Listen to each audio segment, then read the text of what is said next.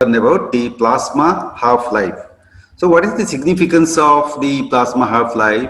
It is always useful for determining how much time the drug is going to act in the body. Suppose you have consumed a aspirin tablet or paracetamol tablet and you want to know how much time the drug is going to act on the particular receptors, or it will stay in the body and do its mechanism of anti-inflammatory, analgesic or antipyretic activity.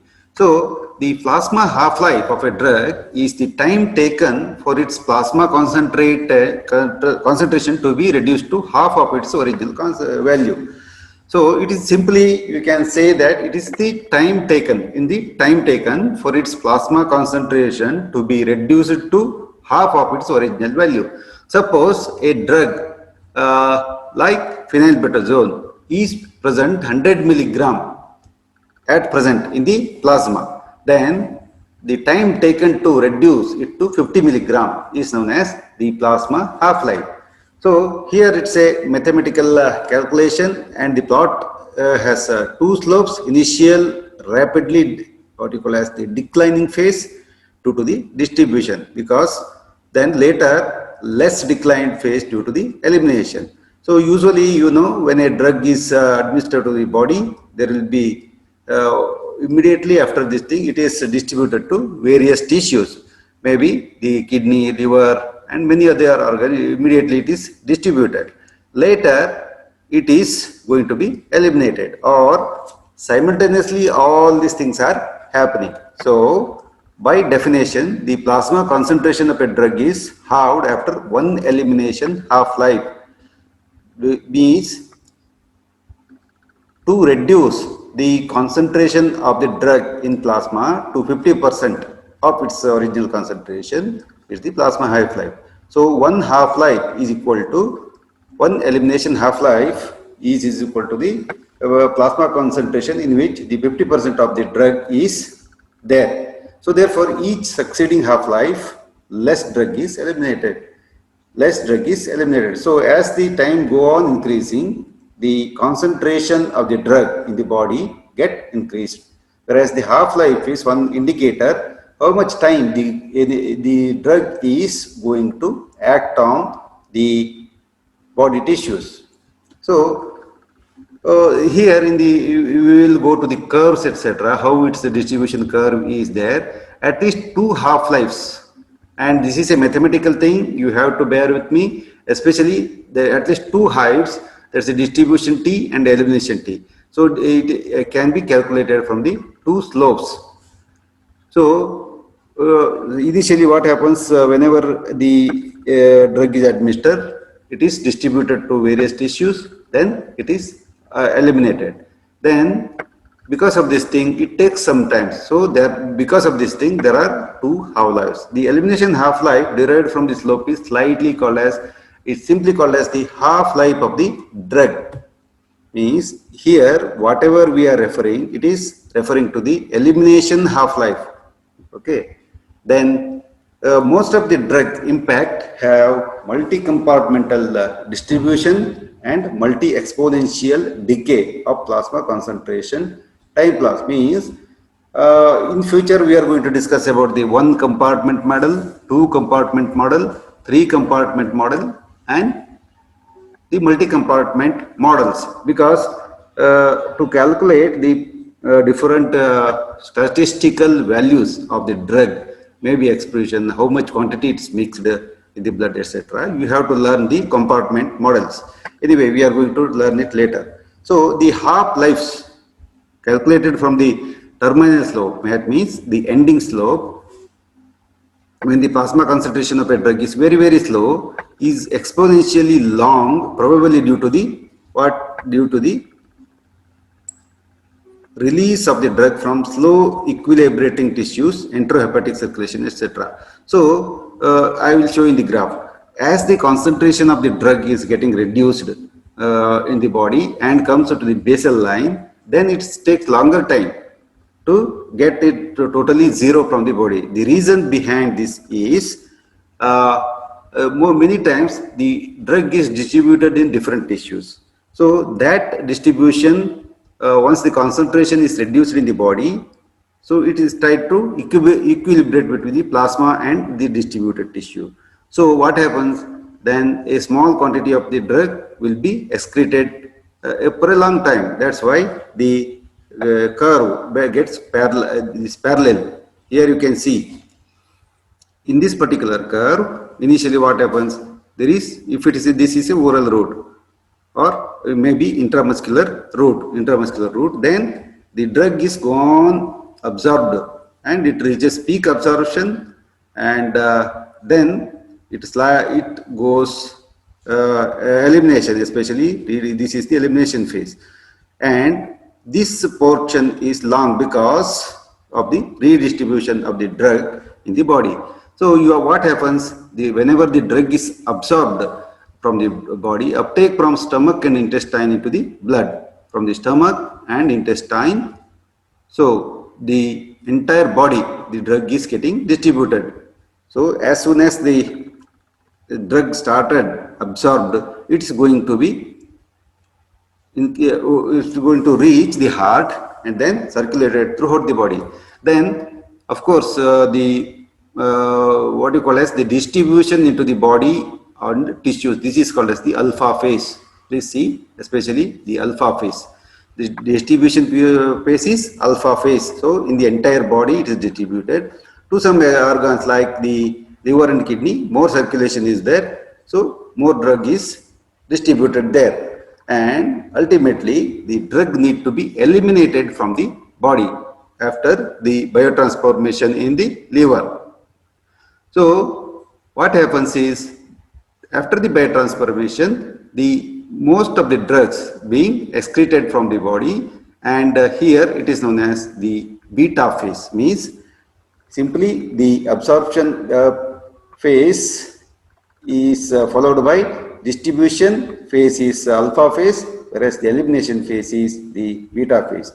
So this is a Batman function, one of the equations. This is known as the Batman functions, but here some of the equations are there, and we will see them later in very simple terminologies are concerned. So here this drug graph determines how much quantity of the drug is getting absorbed and how it is what you call as eliminated if you use the different type of the routes of the administration. So we will start first from the what you call as intravenous, and this is the mode of application and time course of the drug concentration. Very simply, if the intravenous, this red colored mark is, pink color mark is the intravenous route administration, intravenous. Just see this outer line of this particular square, that you can understand. Initially, the immediately after giving the IV injection, since you are giving it to the directly to the vein, highest concentration will be in the zero time, even because it is zero time. Then it slight declining. Please see this, it's slight decreasing as the elimination starts. Immediately after IV administration, the distribution and elimination phase starts, because here there is no absorption phase. Absorption phase is zero here in the intravenous route, whereas then it reaches to the plateau. So this is known as the what you call as the intravenous route. Coming to the intramuscular route, so here you can see that this is having some green mark, and this is the corresponding curve here. This green curve is intramuscular. So whenever the drug is deposited in the intramuscular, there will be fast absorption when compared to the oral and other thing. So here it reaches to a peak, but it takes little more time when compared to the IV route. It's a very common, because it has to absorb from the muscle site and the capillaries should be there, and through capillaries the drug is going to be absorbed, and it reaches peak. After some time when compared to the intramuscular. Then once again it follows the same thing, distribution and excretion.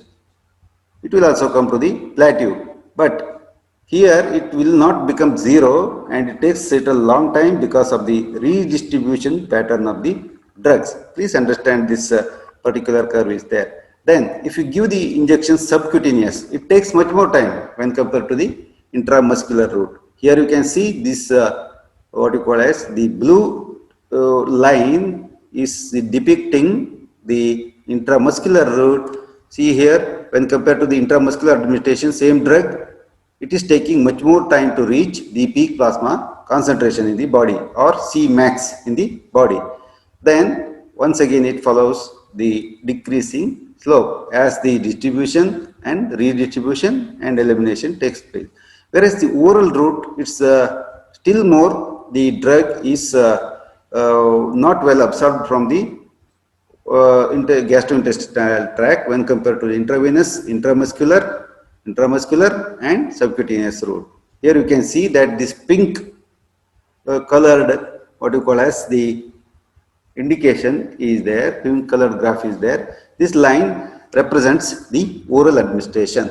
So as the drug is given orally, slightly it's absorbed and reaches the peak plasma concentration late. Then it will not reach to the Cmax, the concentration max also when compared to the intravenous route. So lot of difference is there in the oral route and also the intravenous and other routes.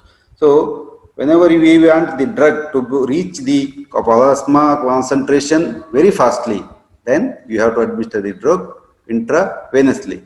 So then here you can see that whenever you are administering the drug, because of the first phase effect and the enterohepatic circulation, the drug is not absorbed.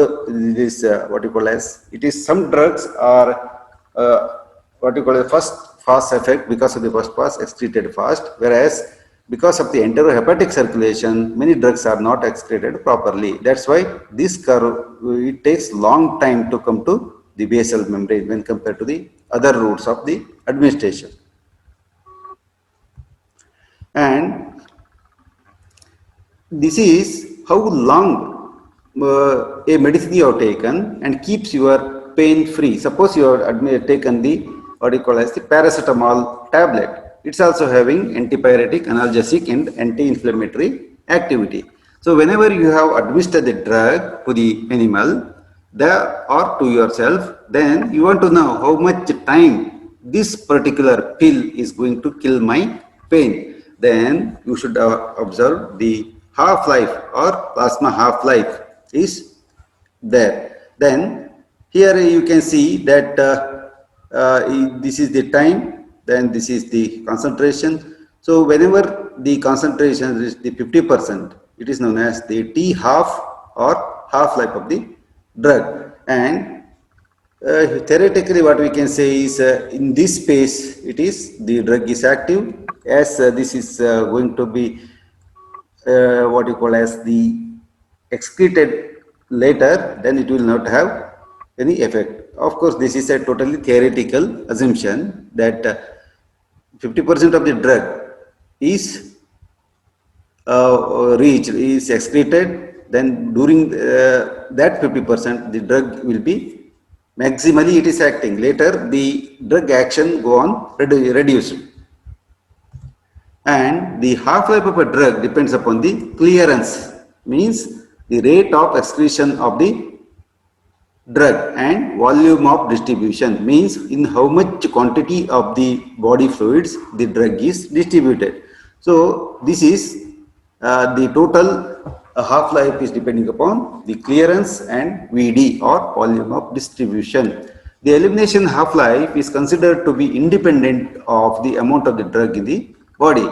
So usually the plasma half-life or elimination half-life, sometimes it is not depending upon the total concentration of the body, and if therefore is not an exact index of drug elimination. This is a purely statistical calculation. We cannot directly correlate with that of the excretion pattern, and nevertheless it's a simple and useful guide to the quantity of the drug in the body that after the administration of the drug. Yes, this is of course one of the statistical model to calculate the concentration of the drug in a given time, but directly we cannot correlate the plasma half-life with that of the drug which is present in the body. So what happens if 50% of drug is eliminated? That's the what you call as the first half-life, and in the second half-life, then drug is eliminated to the extent of 75%. This is elimination. During the first half-life, suppose you have administered the drug paracetamol to the animal, then it starts absorption orally, then it is going to reach the peak, then the excretion starts. So the first, let us assume that total period taken is about 12 hours. Then the T half, if we assume that it is 4 hours, then the first half life is 4 hours and 50% of the drug is eliminated, whereas in the second half life, that's the 8th hour, 75 drug of percent of the drug is eliminated, because in the first half life 50% of the drug is eliminated, whereas in the second half life 50 divided by 2, that's 25, 50 plus 75, that's 75% of the drug is eliminated, whereas in the third half life it is 7.5%.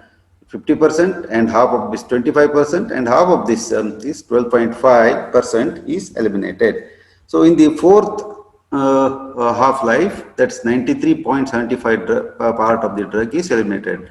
So here 50, 25, 12.5 and half of the 12.5, 6.5 drug is eliminated, but it is not zero.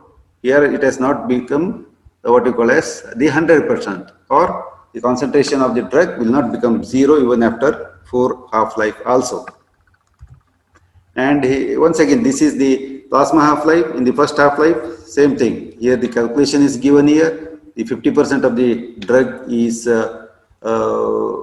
eliminated after 2 hours, 25%, 3 half-life, 12.5%, and the 4th half-life, the 6.25% of the drug is remaining in the body. This is the same also, reflected in little different manner. Or here you can see that 50% of the drug is eliminated in the first half-life level. In the first half-life, 50% is eliminated and 50% is remaining. Whereas in the second half-life, 25% is eliminated and what you call as 25% is remaining and 75% will be excreted. Whereas the third half-life, this 88.5% is eliminated and 12% is remaining, and fourth half-life, very small quantity of the drug is remaining, and 98% of the drug is getting eliminated after 5 half-life. Here also it depicts the same. In the first half-life 50%, second half-life 50 plus 25, 75%. Accordingly, in the what you call as the drug is in the body will be 1 out of 116. That's the half-life of the total quantity of the drug. So as the time gone increasing, and if you are not administering the drug repeatedly and you are administering the drug as a single bolus injection, then you are getting such type of the exponential decrease. Yeah, here there are certain lists of selected drugs having affinity for specific organ and tissue. Yes, we have already learned that certain drugs do have specific affinity for specific organ and they will get accumulated in this organ only. So we will see what are all those things. In the liver, the chloroquine, paracetamol and epoxides of the halogenated hydrocarbons. These do have higher affinity towards liver, whereas the lungs, imipramine, chlorpromazine and antihistamines, imipramine, desipramine, tricyclic antidepressant. Imipramine is a tricyclic antidepressant. It is having the affinity towards binding the proteins of the lungs, whereas the chlorpromazine, it's a tranquilizer and antihistamines like the chlorpheniramine maleate and the pheniramine maleate. These have got the affinity towards the lungs, whereas the heavy metals, most of the heavy metals like mercury, lead, cadmium, and some of the drugs like the cardiac glycoside, digoxin, is having the affinity towards the kidneys. That's why in case of the heavy metal poisoning, the kidney is the first organ going to be damaged. Whereas as you know very well that the iodine is having a lot of affection towards the thyroid gland. In the thyroid gland, it is uptaken with the energy support. And the skin, chloroquine and phenothiazines. Phenothiazines are the chlorpheniramines and other things. They are also known as phenothiazine derivatives. And eye, in the retina, chloroquine and sulfoxide of chlorpromazine. So these are the simply what I mean to say is certain tissues will accumulate certain materials depending upon so many factors like chemical factor, physical factor, the molecular size, molecular weight, its lipophilicity, hydrophilicity, and many more. Of course, the adipose tissue, bone and teeth, heavy metals, especially lead. It's a the bone is the sink of the lead, that's it's called, and also the tetracyclines. You can remember the tetracycline, fluoride, as of course the fluoride poisoning, the mottling up of the teeth and the bones will be present, and most of the heavy metals, especially the lead, preference is given lead, it get accumulated in bone and tissue. That's it. Whereas in the adipose tissue, most of the lipid soluble drugs like the thiopentone, minocycline and DDT. DDT is a organofluorine compound. And in case of hair, the arsenicals, it's very interesting that in the hair, the arsenicals do have a lot of affinity towards the hair. Hence, the arsenicals get trapped in hair. Of course, the death of the great emperor Napoleon Bonaparte is attributed to arsenical toxicity, and his hair was having lot of arsenicals. After 100 years of his death, it is confirmed that his death is due to arsenical poisoning.